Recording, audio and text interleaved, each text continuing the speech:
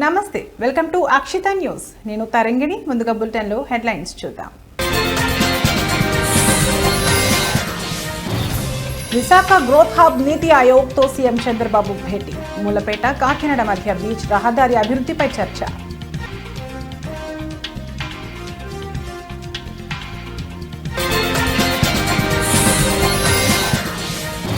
BRS నేత కేటీఆర్ కు supreme court నోటీసులు. కాంగ్రెస్ ప్రభుత్వంపై 25,000 కోట్ల అవినీతి ఆరోపణల వ్యవహారం.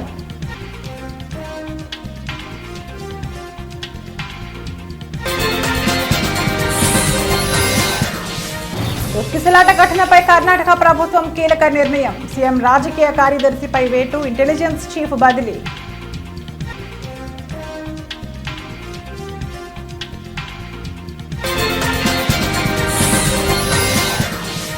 ఎలన్ మస్క్ స్టార్ లింక్ కేంద్రం అనుమతులు. శాటిలైట్ ఇంటర్నెట్ సేవలకు లైసెన్స్ జారీ.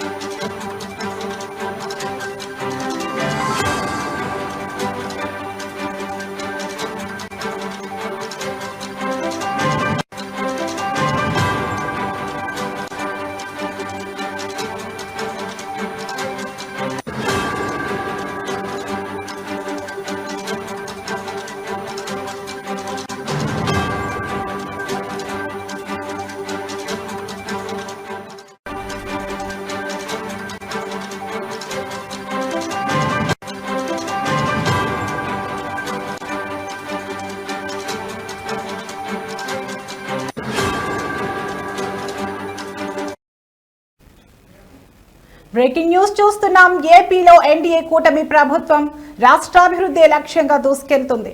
ఈ క్రమంలో ఇప్పటికే సీఎం చంద్రబాబు రాష్ట్రంలో పలు సంస్కరణలు తీసుకువస్తున్న విషయం తెలిసిందే. ఈ నేపథ్యంలో వికసిత్ భారత్ లక్ష్యంగా నగరాలను ఆధారంగా చేసుకుని నీతి ఆయోగ్ ఆర్థిక ప్రణాళికలను రచిస్తోంది.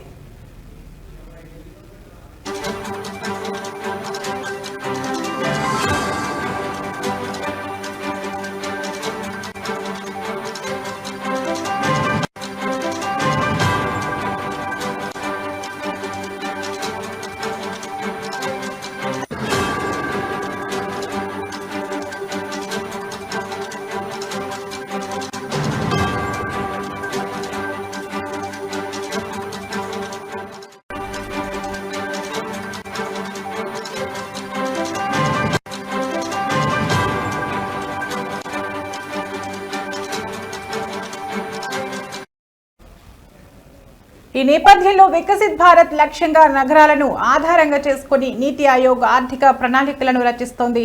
ఇందుకు ప్రాథమిక కసరత్తు ఇప్పటికే పూర్తయిన విషయం తెలిసిందే.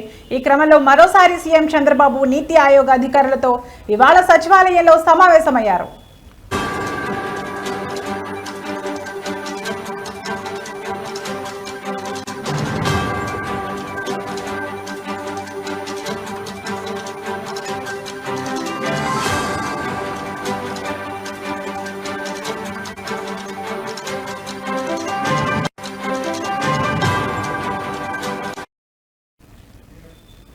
ఏపీలో ఎన్డీఏ కూటమి ప్రభుత్వం రాష్ట్రాభివృద్ధి లక్ష్యంగా దూసుకెళ్తుంది. ఈ క్రమంలో ఇప్పటికే సీఎం చంద్రబాబు రాష్ట్రంలో పలు సంస్కరణలు తీసుకువస్తున్న విషయం తెలిసిందే. ఈ నేపథ్యంలో వికసిత్ భారత్ లక్ష్యంగా నగరాలను ఆధారంగా చేసుకుని నీతి ఆయోగ్ ఆర్థిక ప్రణాళికలను రచిస్తోంది. ఇందుకు ప్రాథమిక కసరత్తు ఇప్పటికే పూర్తయిన విషయం తెలిసిందే. ఈ క్రమంలో మరోసారి సీఎం చంద్రబాబు నీతి ఆయోగ్ అధికారులతో ఇవాళ సచివాలయంలో సమావేశమయ్యారు.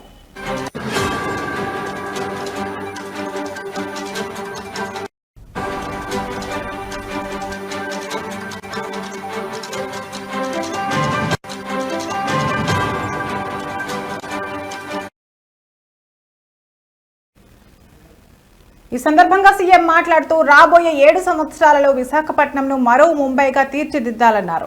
ఈ క్రమంలో 20 లక్షల మందికి వర్క్ ఫ్రం హోం కల్పిస్తామని సీఎం చంద్రబాబు పేర్కొన్నారు. ఈ నేపథ్యంలో విశాఖపట్నం, విజయనగరం, శ్రీకాకుళం, అనకాపల్లి, కాకినాడ, తూర్పుగోదావరి, ఏఎస్ఆర్ మరియు మన్యం మరియు ఈ 8 జిల్లాల జోన్ అంతటా ఆర్థిక కార్యకలాపాలను పెంచే ప్రాజెక్టులను అభివృద్ధి చేయాలని సీఎం చంద్రబాబు అధికారులను ఆదేశించారు. వివిధ ప్రాజెక్టుల కోసం 1,00,000 నగరాలను గుర్తించాలని కూడా ఆయన ఆదేశించారు.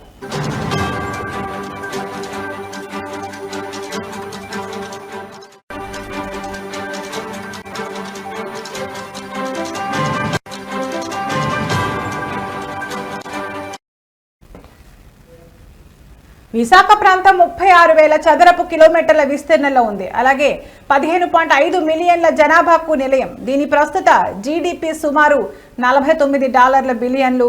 2032 నాటికి ప్రాంతం 20 నుంచి 24 లక్షల ఉద్యోగాలను సృష్టించగలదని, ఇది రాష్ట్ర భవిష్యత్తు వృద్ధికి కీలకమని ఆయన పేర్కొన్నారు. మూలపేట, కాకినాడ మధ్య బీచ్ రహదారి అభివృద్ధి చేస్తామని, వీటిని జాతీయ రహదారులకు అనుసంధానిస్తామని తెలిపారు.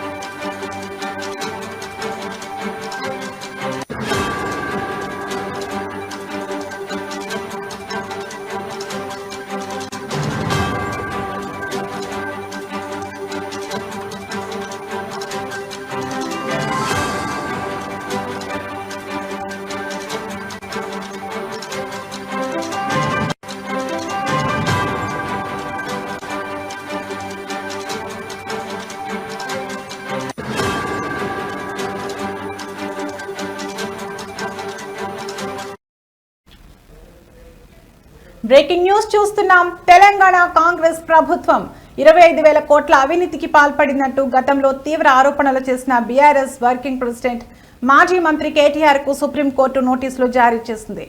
ఈ ఆరోపణలకు సంబంధించి ఆయనపై నమోదైన కేసులో ఈ పరిణామం చోటు చేసుకుంది.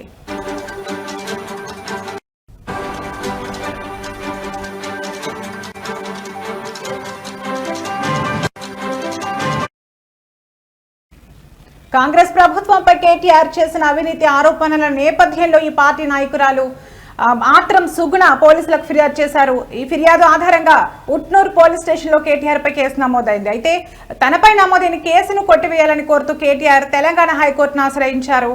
హైకోర్టులో ఆయనకు అనుకూలంగా తీర్పు వెలువడింది.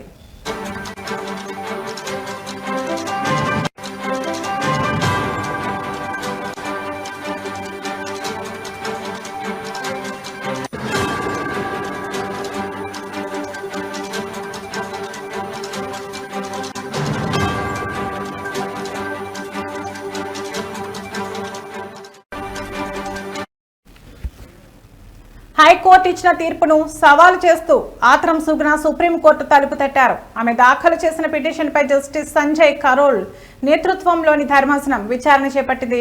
పిటిషనర్ వాదనలు విన్న ధర్మాసనం ఈ పిటిషన్పై ప్రతివాదిగా ఉన్న కేటీఆర్ కు నోటీసులు జారీ చేసింది. 4 వారాల్లోగా తమ స్పందన తెలియజేయాలని కేటీఆర్ ను ఆదేశిస్తూ తదుపరి విచారణను ధర్మాసనం వాయిదా వేసింది.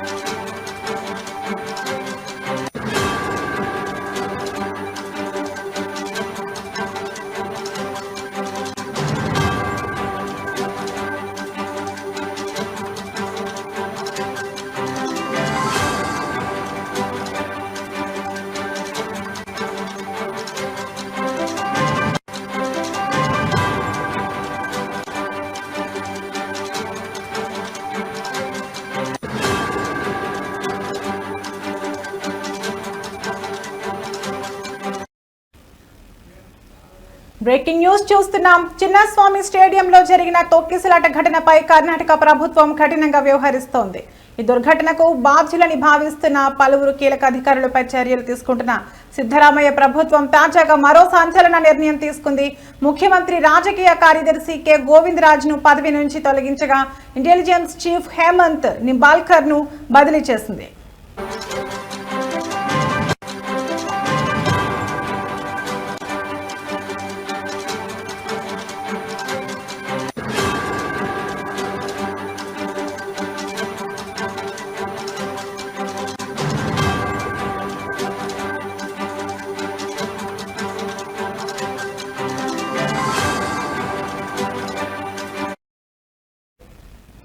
బెంగళూరులో జరిగిన తొక్కిసలాట ఘటన రాష్ట్ర వ్యాప్తంగా తీవ్ర కలకలం రేపిన విషయం విదితమే.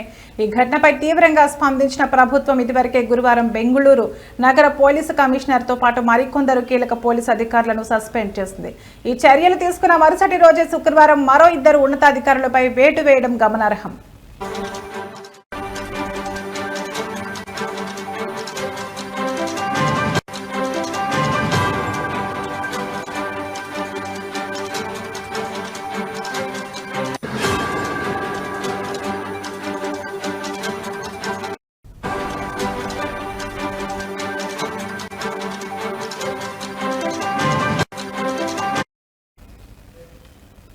ముఖ్యమంత్రి సిద్ధరామయ్యకు రాజకీయ కార్యదర్శిగా వ్యవహరిస్తున్న కె గోవిందరాజ్ను తక్షణమే పదవి నుంచి తొలగిస్తూ ప్రభుత్వం ఉత్తర్వులు జారీ చేసింది. అదేవిధంగా హేమంత్ నింబాల్కర్ను ప్రస్తుత బాధ్యతల నుంచి తప్పించి బదిలీ చేసింది.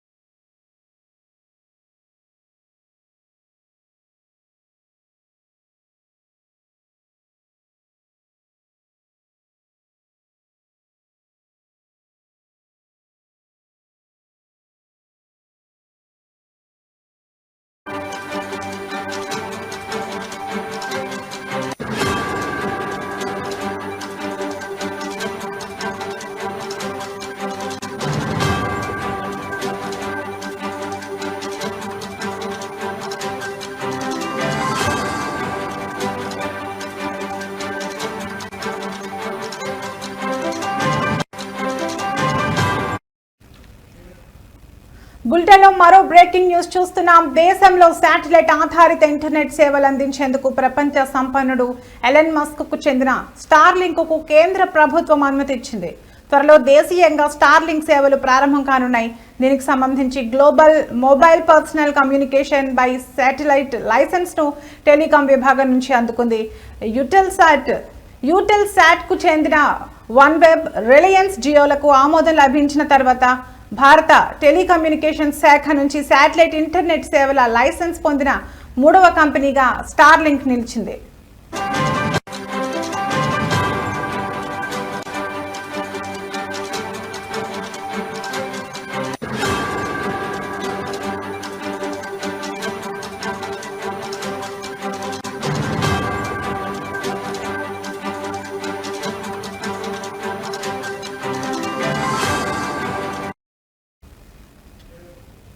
దరఖాస్తు చేసుకున్న 20 రోజుల్లో ట్రయల్ స్పెక్ట్రమ్ మంజూరు చేయనున్నట్లు టెలికాం విభాగం వర్గాలు తెలిపాయి. స్టార్లింక్ 2021 నుంచి భారత శాటిలైట్ కమ్యూనికేషన్ మార్కెట్లోకి అడుగు పెట్టడానికి ప్రయత్నిస్తోంది. స్టార్లింక్ ప్రస్తుతం 125 దేశాల్లో శాటిలైట్ సేవలు అందిస్తోంది. మరో బిలియనియర్ జెఫ్ బెజోస్ యాజమాన్యంలోని అమెజాన్ కైపర్ కూడా దరఖాస్తు చేసుకుంది. అయితే ఇంకా ఆ దరఖాస్తు పెండింగ్ లో ఉంది. ఇక యాపిల్ కు చెందిన గ్లోబల్ స్టార్ కూడా దేశంలో శాటిలైట్ ఆధారిత బ్రాడ్బ్యాండ్ సేవలు అందించేందుకు ఆసక్తి చూపిస్తున్న కంపెనీల జాబితాలో ఉంది.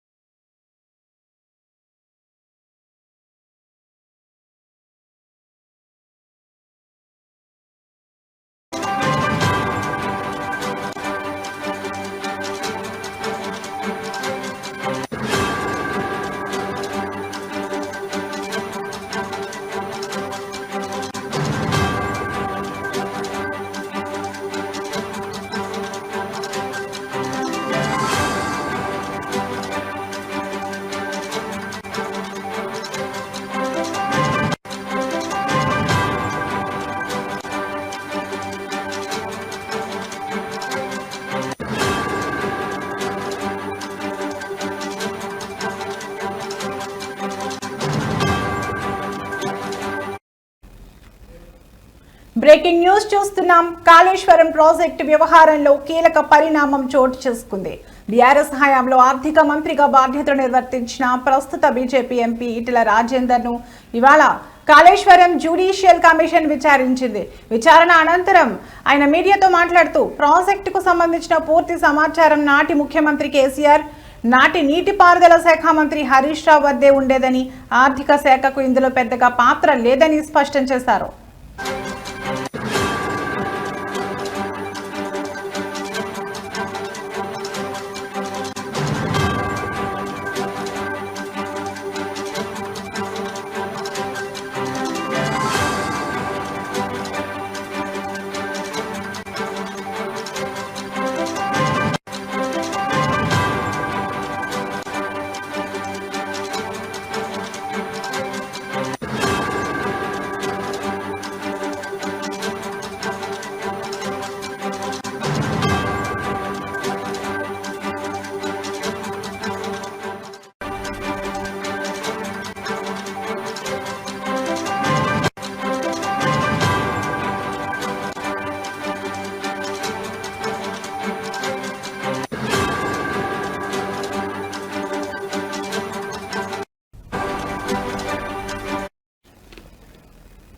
కాళేశ్వరం ప్రాజెక్టు వ్యవహారంలో నా పాత్ర ఏమీ లేదు అని ఈటెల రాజేందర్ తేల్చి చెప్పారు.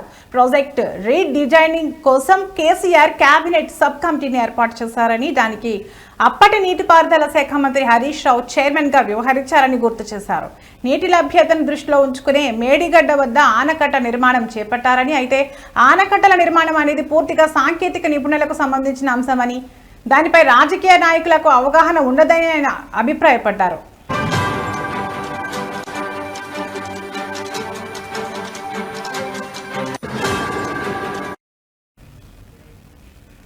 ప్రాజెక్టు వ్యయం గురించి ప్రస్తావిస్తూ మొదట కాళేశ్వరం ప్రాజెక్టుకు 63,000 కోట్లతో ప్రతిపాదన చేశారు. తర్వాత అనేక కారణాలతో ప్రాజెక్టు వ్యయం 82,000 కోట్లకు పెరిగిందని ఈటెల వివరించారు. కమిషన్ తనను ఆర్థిక పరమైన అంశాలపై ప్రశ్నలు అడిగిందని, కాళేశ్వరం కార్పొరేషన్ రుణాలపై ఆర్థిక శాఖ ప్రమేయం ఉందా అని ప్రశ్నించిందని తెలిపారు. దీనికి ఆర్థిక శాఖకు ఏమాత్రం సంబంధం లేదని, ఇది పూర్తిగా ఇరిగేషన్ శాఖకు సంబంధించిన విషయమని తాను కమిషన్కు స్పష్టం చేసినట్లు చెప్పారు.